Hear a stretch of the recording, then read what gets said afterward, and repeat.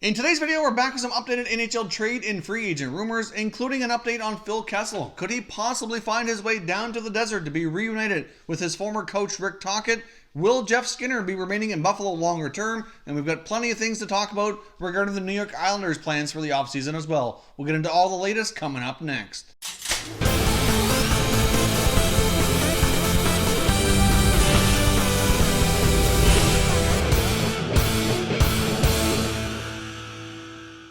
Welcome back to Top Shelf Hockey. If you're new to the channel, thanks for stopping by. We review and discuss all 31 NHL teams, so if you're a huge hockey fan, consider subscribing and clicking the bell so you don't miss anything. There's a lot of information in today's video, so I highly recommend you watching all the way through, and I want to get started with Phil Kessel. Now, I know it's a player we've talked about a fair bit. There's been a lot of speculation on Phil Kessel's future here, and it does seem to be destined that the Penguins are going to find a way to trade him sometime over the offseason and get a decent return. I know we've talked a lot about the fact that it just seems like it wasn't working out for him with the Penguins. Seemed to be having a lot of problems off the ice, some of it with the coaches or players. Not sure exactly what the issues were, but it just appears as though that the Penguins are ready to move on and are trying to find a new landing spot for him. Of course, we talked about the fact that there was a trade all lined up with the Minnesota Wild, which would have brought Jason Zucker to Pittsburgh. But of course, Phil Kessel has a modified no trade, and he nixed that deal. So it's been reported now that he likely is not going to change his mind on that. And I do believe that the deal here with Minnesota is basically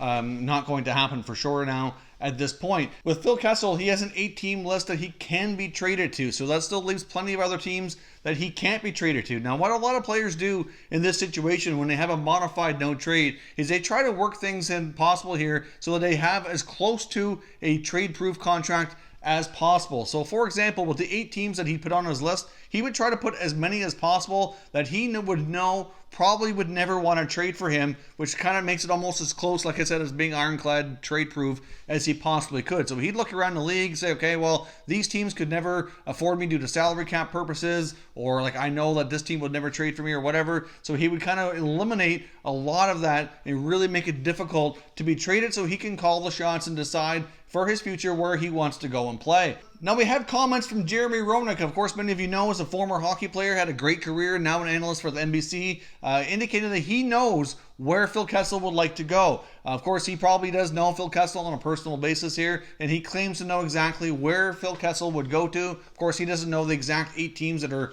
on his list of teams to be traded to, but regardless of that, he knows where Phil would like to go and where he would waive his clause to go to if he had to, and he didn't say the team exactly, but based on what he was saying, he kind of indicated it was down in the southwest of the U.S., so many believe that he's hinting at the Arizona Coyotes, which many of us said that Phil Kessel will likely fit in nicely with because of his relationship with head coach Rick Tocchet. Of course, Tocchet, when he was an assistant coach with the Penguins, was basically called the Kessel Whisperer, as he seemed to have a really good relationship with him and was able to handle him and kind of keep things well between he and his teammates and the other coaches. So obviously, it's well known Phil Kessel is a bit of a unique personality and probably can be difficult to work with at times. Obviously, he'd be quite open to a reunion with head coach Rick Tocchet and the Arizona Coyotes, but it was also reported that he nixed the Minnesota deal because he believed that the Minnesota Wild weren't all that close to winning the Stanley Cup. But that seems like a lame excuse because I don't think you can say that Arizona is really much closer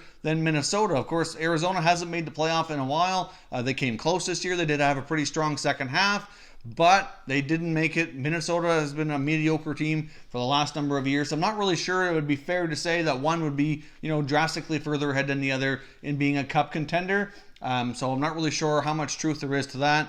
But I do see the possibility that Kessel at least would work well with Tocchet. Now, like we talked about before, I just wasn't completely sure, would there be a deal there? What would the Coyotes be able to offer the Penguins for Phil Kessel that they would be satisfied with? Was there a trade that would make sense? After analyzing the situation further, here's kind of what I've come up with to see if it might work. Now, as we know, Kessel was being offered to Minnesota with defenseman Jack Johnson. Obviously, the Penguins, they're no longer fond of that contract. Not sure why they were fond of it in the first place. Obviously, Jack Johnson's really good buddies with Sidney Crosby, and I figured they are likely bringing him in just because of that friendship and that relationship. I'm not sure, but either way, I didn't like the term on the deal. I kind of felt like Johnson still could play, and certainly given the right role, might do all right. He's making $3.25 million, which I guess isn't terrible for what his experience level is at. But, for the extra term that they gave him, just didn't really make sense. But when you combine Johnson and Kessel together, the salary cap hit is just a hair over $10 million. So obviously for a team like the Coyotes, who've never really spent to the cap, they're going to have to put out some salary for sure to take on both these guys if they could happen. Now, right now, they have a little bit over $8 million in salary cap space. And I do believe that the main player on the roster of the Coyotes, if this deal were to take place, that the Penguins would want would be Alex Galchenyuk. Now, the Penguins were reported to have a ton of interest in this player before he was traded to the Coyotes from the Montreal Canadiens. So based on that past history, I would not be surprised to see them kind of renew that interest and maybe look to make a deal here with Galchenyuk being the central figure kind of coming back. Now, in the deal with Minnesota, they had two forwards coming back in Jason Zucker and Victor Rask. So I would assume they'd probably be looking for a similar type of deal coming back from the Coyotes or anybody else that might make a deal with them. Now, I was thinking maybe a deal of Galchenyuk and maybe a Christian Fischer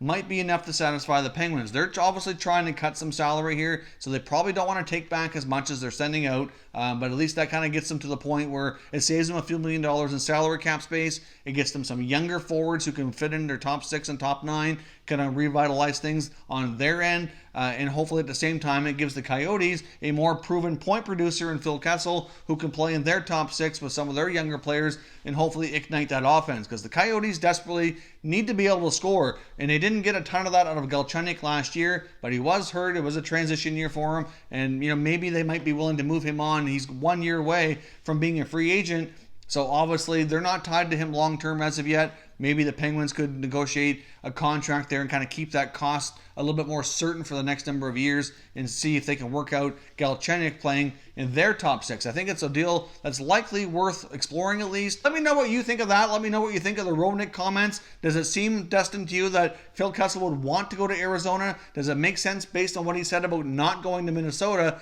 that he would want to go to the Coyotes even though he does have that good relationship with Tocchet? Seems a little bit confusing, but Roenick claims to know, but we really don't know what they know and what they don't know, but he says he knows. So let me know what you think and we'll discuss further in the comments. Now jumping over next to take a look at the Buffalo Sabres, it does look as though that Jeff Skinner likely could be sticking around with the Sabres longer term. There has been a lot of dialogue in the past week between he and his agent and general manager Jason Botterill. They're not quite close. I don't think we can say a deal is imminent as of yet, but it does look as though there's been enough dialogue. They just need to kind of bridge the differences here and kind of get things done. But we're looking at like that sweet spot's likely going to be somewhere around an 8-year deal, somewhere between 8.5 and 9.5. Now, of course, we saw Skinner have a fantastic year, put up a ton of goals with the Sabres, one of the better goal scorers they've had in quite some time.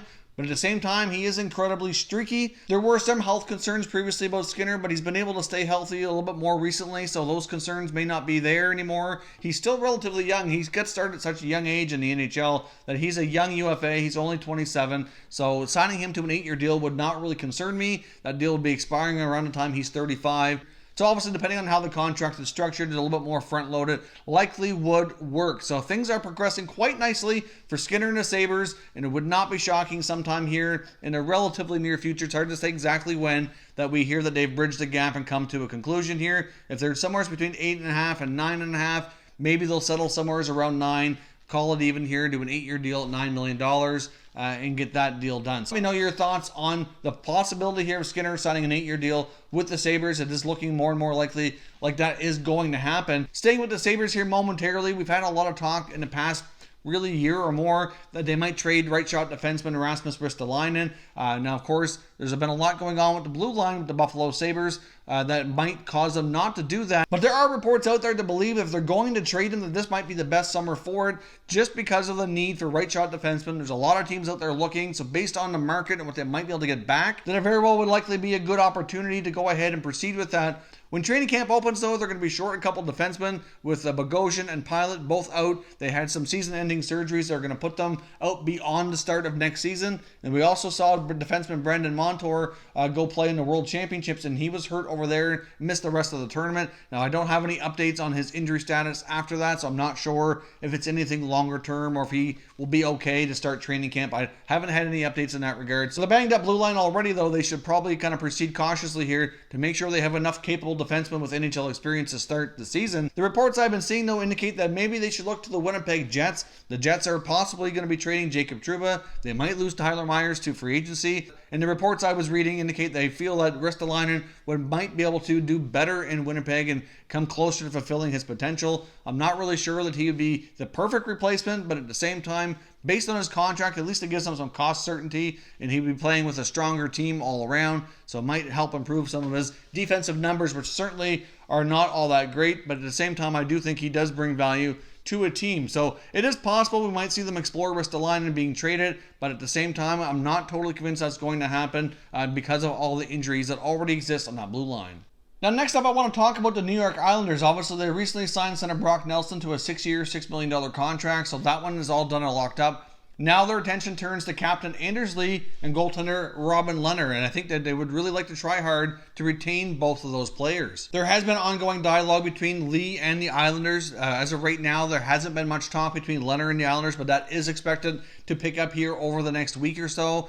So the Islanders are expected to make a good offer to try to keep both of these players. It's believed that Anders Lee is looking for somewhere around $8 million and obviously wants a fairly long term, where the Islanders appear to be closer to $7 million and probably would prefer a little bit shorter of a term. I think the Islanders would probably want more of a 5 to 6 year deal, and Lee's probably looking at 7, maybe 8. I'm not sure he's going to get that 8 years considering he's already over the age of 29. But the Islanders want to proceed cautiously here. They don't want to lose their captain for the second year in a row. He's certainly a very valuable member of that team. Certainly, a pretty good goal scorer in the past, and certainly means a lot to them. So they want to keep him, but at the same time, they can only keep him for the right deal and the right price. So we'll see how negotiations continue on here with Anders Lee, but they are expected to make every best effort to get Lee and Lehner locked up before the free agency period opens. Now, another free agent that likely is going to be on his way out the door is Jordan Eberle. Doesn't look as though there's been any talk so far. More than likely, he does make it to free agency and likely gets a better offer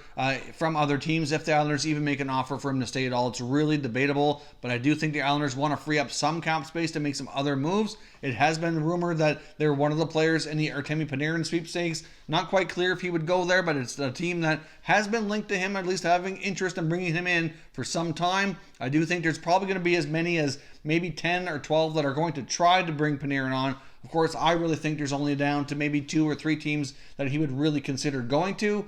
But, we'll see what happens. The Islanders are a team that's been mentioned before. It seems like he might be interested in playing in the New York area. So between the Islanders and Rangers, I'm not sure if either of them will stand a great chance, but I think they're both going to be interested. Of course, you get the Florida Panthers. I think that with Joel Quenneville being with the Panthers, that certainly enhances the possibility of him going there as well. Now, the other player with the Islanders that might find himself on the move here is left shot defenseman Nick Leddy. Now, you notice on the thumbnail, I had a picture of Leddy with a Habs logo. Now, I don't have any direct rumors saying that the Habs are trying to trade for Leddy, but personally, I think he's a player that the Montreal Canadiens should be looking into. I've had numerous reports now indicating that he likely is available and a player that the Islanders would certainly consider trading. He's signed for the next few years. He's got a reasonable contract. He certainly can play big minutes for teams. He's proven that before during his time with Chicago and with the Islanders here. So I do think in a lot of ways he'd make an excellent pair for Shea Weber on that top line on defense here.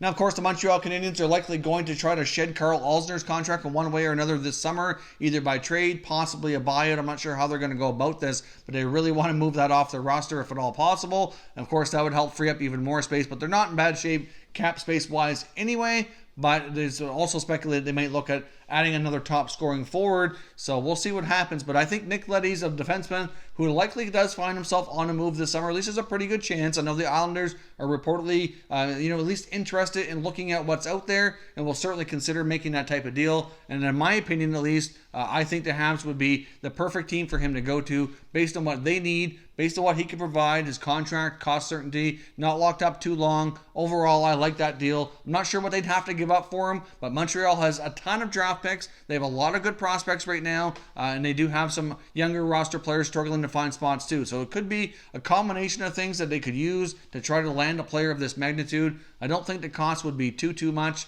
But we'll see. And there's also been some rumblings as well, which I'm still kind of looking into, that the Montreal Canadiens might be looking to move up in the draft. Obviously, they were pretty close to making the playoffs, so their pick is not overly high.